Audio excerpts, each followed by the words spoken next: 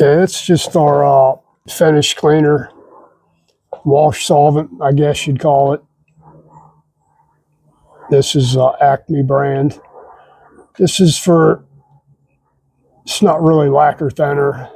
It evaporates very, very quickly. This is more for if you're getting ready to paint something and you need all the old wax and oils and sap and silicone wax or whatever off the finish you're going to paint. This is what you're cleaning off. Put a little on a tack cloth and go to town on it.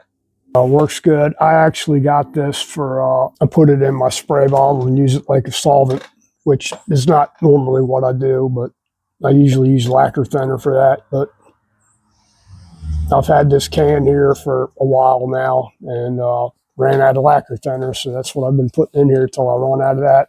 It works good for that too, cleaning parts off. Any oil or grease or anything, it does a good job.